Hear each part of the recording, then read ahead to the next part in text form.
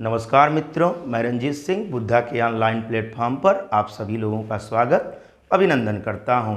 जैसा आप सभी लोग जानते होंगे कि आगामी पेट की परीक्षा होने वाली है और पेट की परीक्षा में उत्तर प्रदेश से संबंधित कुछ महत्वपूर्ण प्रश्नों की श्रृंखला को लेकर आए हुए हैं और ये जो प्रश्न होंगे आपके लिए अति उपयोगी होंगे, अति संभावित प्रश्न होंगे। उसी को ध्यान में रखते हुए कुछ प्रश्नों का निर्माण किया गया है और जिसे हम हल करने का प्रयास करेंगे और उससे संबंधित कुछ और भी महत्वपूर्ण प्रश्नों को हम देखते हैं। आइए हम पहले प्रश्न की तरफ चलते हैं। देखिए, जो स्क्रीन पे हमारा पहला प्रश्न है, प्रदेश का सबसे पूर्वी जिला कौन सा है। ठीक है, हमारा क्वेश्चन क्या कह रहा है, प्रदेश का सबसे पूर्वी जिला।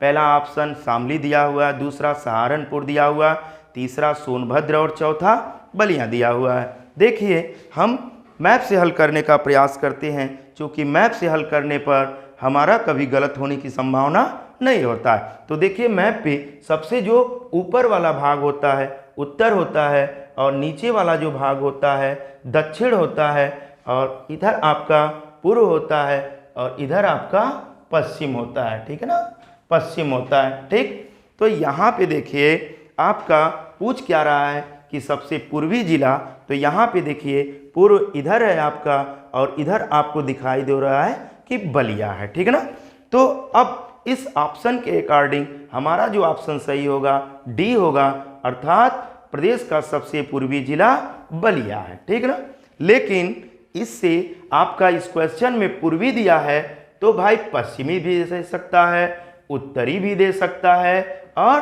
दक्षिणी भी दे सकता है। अर्थात प्रदेश का सबसे पूर्वी जिला कौन सा है दिया ही है, पश्चिमी जिला कौन सा है ये भी दे सकता है, उत्तरी जिला कौन सा है, दक्षिणी जिला कौन सा है। तो इस तरह से यदि हमारा पूछता है कि प्रदेश का सबसे उत्तरी जिला है, तो देखिए उत्तर ऊपर है, ऊपर सबसे ऊपर आपको दिखाई दे रहा होगा सहारनपुर, अर्थात अगर उत्तरी पूछता है तो सहारनपुर होगा। यदि हमारा सबसे दक्षिणी जिला पूछता है तो नीचे देखिए सबसे दक्षिणी आपका सोनभद्र है और दक्षिणी आपका सोनभद्र होगा। और यदि आपका सबसे पश्चिमी जिला पूछता है तो यहाँ पे आपको दिखाई दे रहा है शामली, अर्थात उत्तर प्रदेश का सबसे पश्चिमी जिला शामली होगा, सबसे उत्तरी जिला सहारनपुर होगा, सबसे दक्षिणी जिला सोनभद्र होगा, सबसे पूर्वी जिला बलिया होगा। इस तरीके से आप इस क्वेश्चन को हल करेंगे। ठीक है, नेक्स्ट क्वेश्चन की तरफ चलते हैं। ठीक है, देखिए जो नेक्स्ट क्वेश्चन है ये आपका क्वेश्चन दिया है उत्तर प्रदेश से लगे राज्यों की संख्या, मतलब भारत में कितने ऐसे राज्य हैं जो उत्तर प्रदेश की सीमा को स्पर्श करते हैं। ठीक है, तो मैप से हम हल करने का प्रयास करते हैं। देखिए मैप से ये आपका देखिए सबसे ऊपर आपका हिमाचल लगा हुआ है, उसके बाद आपका उत्तराखंड लगा हुआ है, ये आपका बिहार लगा हुआ है, झारखंड लगा हुआ है, छत्तीसगढ़ लगा हुआ है, मध्य प्रदेश लगा हुआ है, राजस्थान लगा हुआ है और हरियाणा लगा हुआ है। मतलब देखिए 1 2 3 4 5 6 7, ठीक है ना, 7 और एक आपका यहाँ पे लगा हुआ है 8 जिले। ठीक है ना, तो यहाँ पे आपका उत्तर प्रदेश से लगे राज्यों की संख्या कितनी होगी तो 8 होगा। लेकिन ये ध्यान रहे कि यदि आपका संघ राज्य पूछता है तो ध्यान रहे एक संघ शासित प्रदेश भी लगा हुआ है। आप देख रहे हैं कि दिल्ली भी लगा हुआ है। यदि आपका क्वेश्चन पूछता है कि कितने संघ राज्य लगे हुए हैं तो आपका आंसर 9 होगा। यदि राज्यों की बात करता है तो आपका ऑप्शन 8 होगा। अर्थात देखिए ऐसे देख लेते हैं कि पहला जो उत्तर प्रदेश को स्पर्श कर रहा है वो हिमाचल प्रदेश है, दूसरा आपका उत्तराखंड है, आपका तीसरा बिहार है, चौथा आपका झारखंड है, पांचवा आपका छत्तीसगढ़ है, छठवां आपका मध्य प्रदेश है, ठीक है ना, सातवां आपका राजस्थान है, आठवां आपका हरियाणा है। ठीक है ना, तो इस ऑप्शन में हमारा 8 सही होगा।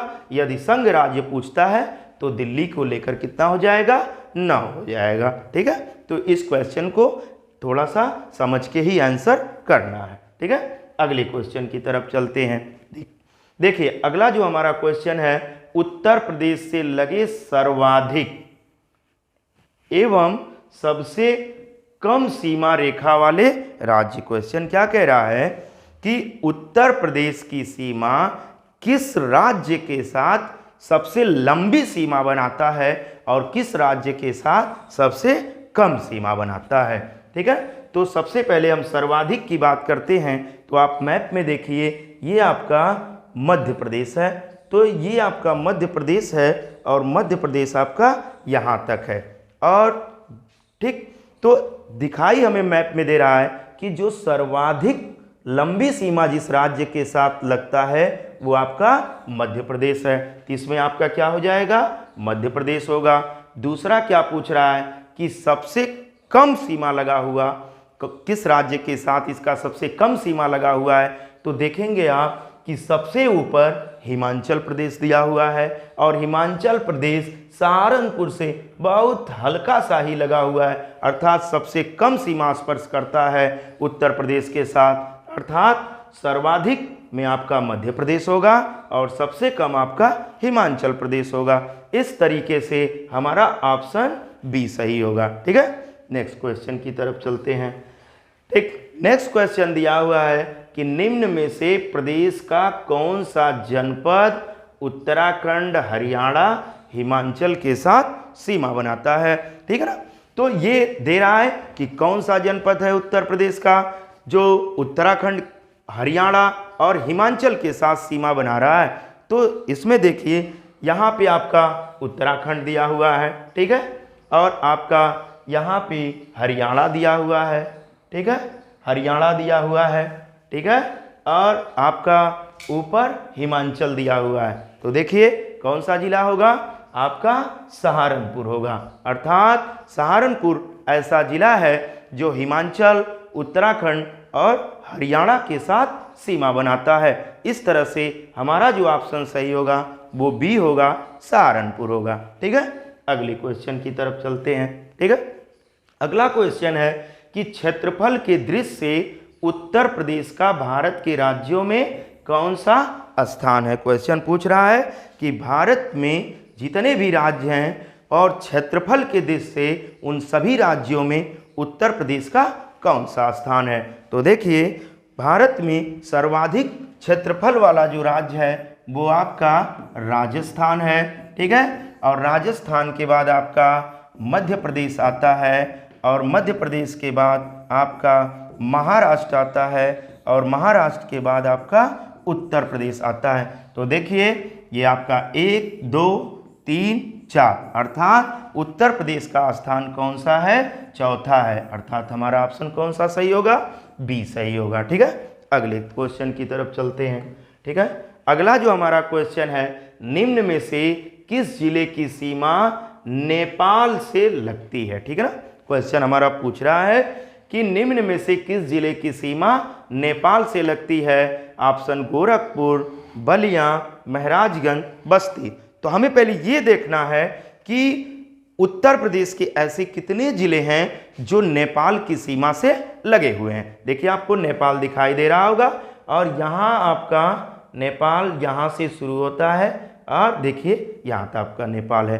तो कौन कौन से जिले हैं उत्तर प्रदेश जो नेपाल से लगे हुए हैं। देखिए आपका पीलीभीत, लखीमपुर, बहराइच, श्रावस्ती, बलरामपुर, सिद्धार्थनगर, महाराजगंज। कितने जिले हो गए, 1, 2, 3, 4, 5, 6, 7 अर्थात कितने जिले हो गए, 7 जिले हो गए। मतलब उत्तर प्रदेश के 7 ऐसे जिले हैं जो नेपाल की सीमा से लगे हुए हैं। ठीक है, तो यहाँ पे इस ऑप्शन में देखते हैं हम इसमें से कौन सा जिला है। तो आपको दिखाई दे रहा होगा महाराजगंज।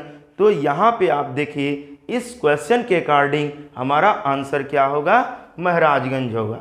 लेकिन ध्यान रखिए ये क्वेश्चन विभिन्न तरीकों से पूछा जा सकता है। 4 इसी में से देगा और एक कोई और जिला दे देगा, पूछेगा इनमें से कौन जिला है जो नेपाल को स्पर्श नहीं करता है। इसलिए आपको नेपाल से लगे हुए 7 जिलों का नाम याद रखना जरूरी है। ठीक है, तो इस तरीके से हम अगले क्वेश्चन की तरफ चलते हैं। अगला जो हमारा प्रश्न है, उत्तर प्रदेश की सबसे लंबी नहर प्रणाली, उत्तर प्रदेश की सबसे लंबी नहर प्रणाली कौन है? ऑप्शन में घाघरा नहर दिया है, शारदा नहर दिया है, गंडक नहर दिया है, केन नहर दिया हुआ है। ठीक है, तो देखिए इसमें हमारा जो ऑप्शन होगा वो ऑप्शन बी होगा, अर्थात उत्तर प्रदेश की सबसे लंबी नहर प्रणाली आपका कौन सा है? शारदा नहर है। और ये जो शारदा नहर आपका बना हुआ है ये आपका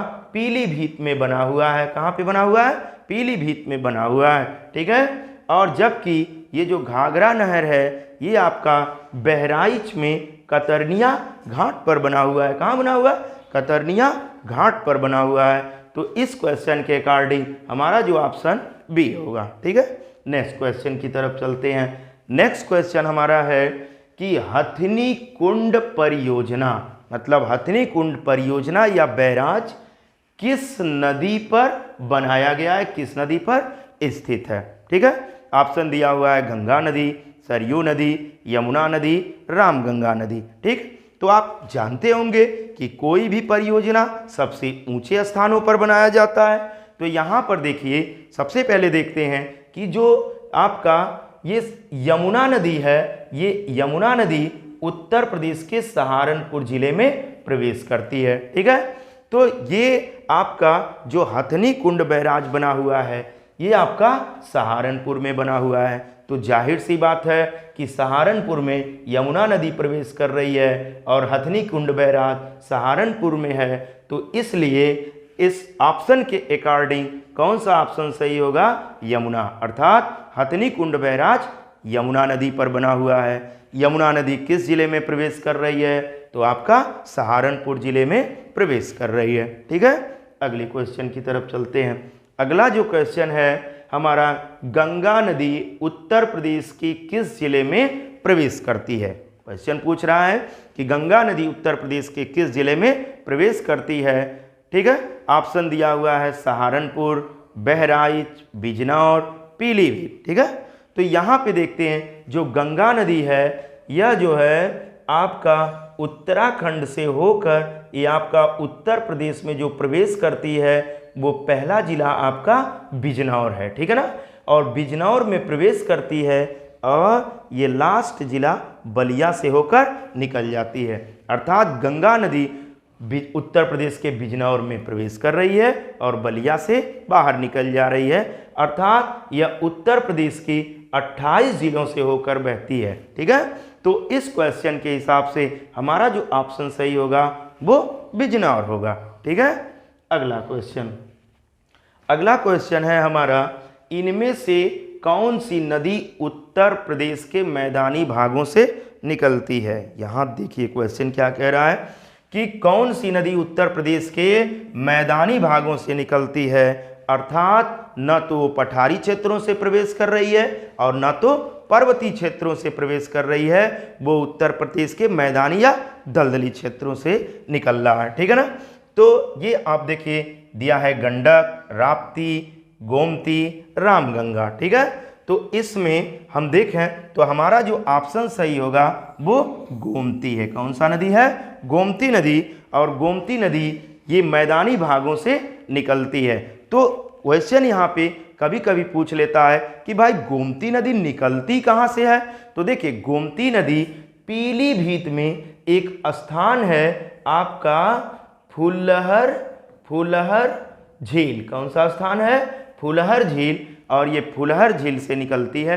अर्थात यह पीलीभीत जिले के फुलहर झील से निकलती है और ये आपका मैदानी क्षेत्रों से निकलती है, इसलिए हमारा ऑप्शन आपका सी होगा। ठीक है, अगला क्वेश्चन है। ठीक है, अगला क्वेश्चन है, इनमें से बौद्ध एवं जैन धर्म दोनों का संगम स्थल कौन है? ठीक है ना, संगम स्थल कौन है? तो यहाँ हमारा क्वेश्चन जो कह रहा है कि जैन धर्म बौद्ध धर्म का संगम स्थल या इन दोनों का तीर्थ स्थल उत्तर प्रदेश का कौन सा जिला है? ये क्वेश्चन कई बार पूछा गया है और पूछने की पूरी संभावना भी है। तो यहाँ पे देखिए ये क्वेश्चन क्यों बना है कि यहाँ पे जो पहली बार महात्मा बुद्ध और महावीर स्वामी, मतलब जो महात्मा बुद्ध और महावीर स्वामी, ठीक ना, ये दोनों लोग पहली बार ये कौशाम्बी में मिले थे। कहाँ पे मिले थे? कौशाम्बी में मिले थे। इसीलिए कौशाम्बी को बौद्ध और जैन दोनों धर्मों का संगम स्थल कहा जाता है। इस अकॉर्डिंग हमारा ऑप्शन क्या सही होगा? ए होगा, कौशाम्बी होगा, अर्थात बौद्ध और जैन धर्मों का संगम स्थल कौशाम्बी होगा। ठीक है ना। अगला क्वेश्चन, ठीक है, अगला क्वेश्चन देखिए लिखा हुआ है कि निम्न में से कौन सा एक सही सुमेलित नहीं है। ये जरूर ध्यान रखिएगा आप लोग कि नहीं है, ठीक है ना। यही लोग इसको नहीं पढ़ते हैं, इसीलिए इस आसान से आसान क्वेश्चन को लोग गलत कर देते हैं। ठीक है, तो देखिए पहला जो दिया हुआ है फरुआही नृत्य यह किस क्षेत्र में प्रचलित है?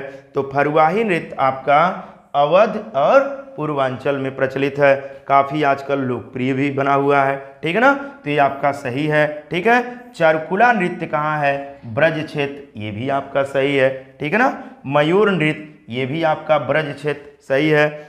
आपका कजरी आपका दिया हुआ है रुहेलखंड, ये आपका रुहेलखंड नहीं होगा।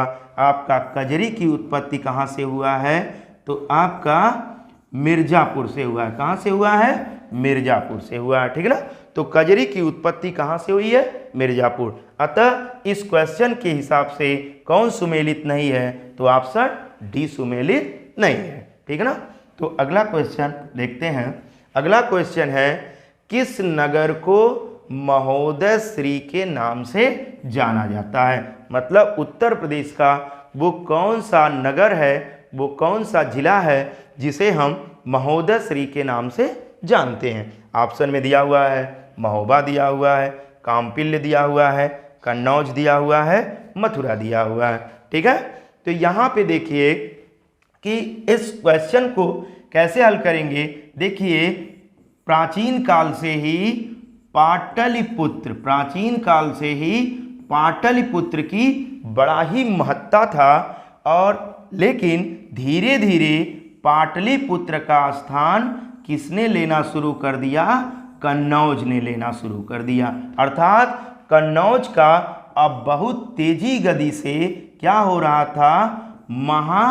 महा उदय हो रहा था। क्या हो रहा था? महाउदय हो रहा था। इसीलिए कन्नौज को हम महोदय नगर के नाम से जानते हैं। अर्थात इसका जो हमारा ऑप्शन सही होगा वो आपका कन्नौज होगा। ठीक है, अगला जो क्वेश्चन है, अगला क्वेश्चन कह रहा है कि जौनपुर नगर की स्थापना किसकी स्मृति में की गई? ठीक है, मतलब जौनपुर नगर की स्थापना किसकी याद में किया गया? ठीक है, देखिए यहाँ पे दिल्ली सल्तनत काल में फिरोज शाह तुगलक, ठीक ना, फिरोज शाह ठीक ना, फिरोज शाह तुगलक का चचेरा भाई जूना खां अर्थात मोहम्मद बिन तुगलक, ठीक है ना। तो मोहम्मद बिन तुगलक, ठीक है, मोहम्मद बिन तुगलक के याद में इसने जो है जौनपुर नगर की स्थापना किया। ठीक है ना, जौनपुर नगर की स्थापना किया। तो इसके अकॉर्डिंग जो हमारा ऑप्शन सही होगा वो होगा बी सही होगा। ठीक है ना, बी सही होगा। जौनपुर नगर की स्थापना किसकी स्मृति में की गई? तो मोहम्मद बिन तुगलक की स्मृति में की गई। लेकिन यहाँ से कई सारे क्वेश्चन और भी पूछे जाते हैं। देखिए जौनपुर का अपना विशेष महत्व रहा है। जौनपुर सांस्कृतिक क्षेत्र में, स्थापत्य क्षेत्र में ये काफ़ी अपना अलग पहचान रखता है। ठीक है ना, तो जौनपुर देखिए स्थापत्य के दृश्य से देखा जाए तो यहाँ पे अटाला मस्जिद, झझरी मस्जिद, शाही पुल आदि बड़े बड़े भव्य भवनों का निर्माण हुआ है। ठीक है ना। ये शिक्षा का प्रमुख केंद्र भी रहा है, इसीलिए जौनपुर को हम सिराज ए हिंद के नाम से भी जानते हैं। क्वेश्चन कई बार पूछा है, उत्तर प्रदेश के किस स्थान को हम सिराज ए हिंद के नाम से जानते हैं? तो जौनपुर को जानते हैं। जौनपुर की नगर की स्थापना किसकी स्मृति में की गई है? मोहम्मद बिन तुगलक। किसने इस नगर की स्थापना किया है? फिरोज शाह तुगलक ने किया है। ठीक है। अगला क्वेश्चन। ठीक है। अगला क्वेश्चन दिया हुआ है कि इनमें से कौन सा नक्षत्रशाला, नक्षत्रशाला मतलब तारामंडल, ठीक है ना, तारामंडल लखनऊ में स्थित है। ठीक है। तो देखिए इंदिरा गांधी तारामंडल, ये आपका कहाँ पे है? लखनऊ में है। कहाँ है? लखनऊ में। आर्यभट्ट नक्षत्रशाला, ये आपका कहाँ पे है? रामपुर में है। कहाँ पे है? रामपुर में। वीर बहादुर सिंह नक्षत्रशाला, ये आपका गोरखपुर में है। ठीक है। जवाहरलाल नेहरू नक्षत्रशाला, ये आपका प्रयागराज में है। ठीक है ना। तो इस तरीके से देखिए इनमें से कौन नक्षत्रशाला लखनऊ में स्थित है? तो आपका लखनऊ में इंदिरा गांधी है, अर्थात हमारा ऑप्शन ये सही होगा। ठीक है। अगला क्वेश्चन देखते हैं। अगला क्वेश्चन है, उत्तर प्रदेश में अधिकतम क्षेत्रफल वाला जिला। उत्तर प्रदेश का अधिकतम क्षेत्रफल वाला जिला कौन है? मतलब उत्तर प्रदेश का सर्वाधिक क्षेत्रफल वाला जिला कौन सा है? ठीक है। तो इसमें ऑप्शन दिया हुआ है सोनभद्र, लखीमपुर, सीतापुर, हापुड़ दिया हुआ है। ठीक है। लेकिन हमारा जो ऑप्शन सही होगा वो बी होगा, उत्तर प्रदेश के सर्वाधिक क्षेत्रफल वाला जिला लखीमपुर खीरी होगा। यदि यह सबसे कम देता तो कम कौन होता? हापुड़ होता। अर्थात उत्तर प्रदेश का सर्वाधिक क्षेत्रफल वाला जिला लखीमपुर खीरी, सबसे कम हापुड़। ठीक है। अगला क्वेश्चन। अगला क्वेश्चन है, देखिए दिया हुआ है कि निम्न में से सही चुनें। मतलब ये चार दिया हुआ है और चारों में से कौन सही है? ठीक है ना। तो यहाँ पे सही है। देखिए आपका दिया हुआ पहला कि नवाबगंज पश्चिम बिहार, नवाबगंज पश्चिम बिहार आपका गोंडा दिया हुआ है। घड़ियाल प्रजनन केंद्र आपका कुकरैल वन दिया हुआ है। ठीक है ना। कुकरैल वन एवं बहराइच दिया हुआ है। महावीर स्वामी वन्य जीव विहार आपका ललितपुर दिया हुआ है। सोहगी बरवा वन्य जीव विहार आपका महराजगंज दिया हुआ है। ठीक है ना। तो यहाँ पे देखिए आपका दिया हुआ है नवाबगंज पश्चिम बिहार, और नवाबगंज पश्चिम बिहार ये आपका गोंडा में नहीं है, आपका कहाँ पे है? उन्नाव में है। कहाँ पे है? उन्नाव में है। अर्थात ये आपका इनमें से सही, थोड़ा सा इनमें से सही चुने का मतलब इसमें से 3 सही है, इसमें से 3 सही है और 1 गलत है। तो गलत कौन सा है? आपका गलत कौन सा है? ऑप्शन आपका ये गलत है। अर्थात नवाबगंज पश्चिम बिहार गोंडा में नहीं, कहाँ पे है? उन्नाव में है। और इस नवाबगंज पश्चिम बिहार का नाम आज बदल कर क्या कर दिया गया है? चंद्रशेखर पश्चिम बिहार कर दिया गया। क्या कर दिया गया? चंद्रशेखर पश्चिम बिहार। अर्थात नवाबगंज पश्चिम बिहार, ठीक है ना, या चंद्रशेखर पश्चिम बिहार ये आपका उन्नाव में है। ठीक है ना। घड़ियाल प्रजनन केंद्र आपका कुकरैल वन बहराइच, मतलब ये आपका ये भी सही है। ठीक है। महावीर स्वामी वन्य जीव विहार कहाँ पे है? ये आपका ललितपुर में है और सभी वन्य जीव विहारों में यह सबसे छोटा है। ठीक है ना। सोहगी बरवा वन्य जीव विहार आपका महराजगंज में है, आपका ये भी सही है। अर्थात आपका ऑप्शन इसमें कौन सा सही नहीं है? तो ऑप्शन ये आपका सही नहीं है। इस तरीके से आज के लिए बस इतना ही। ठीक है। धन्यवाद।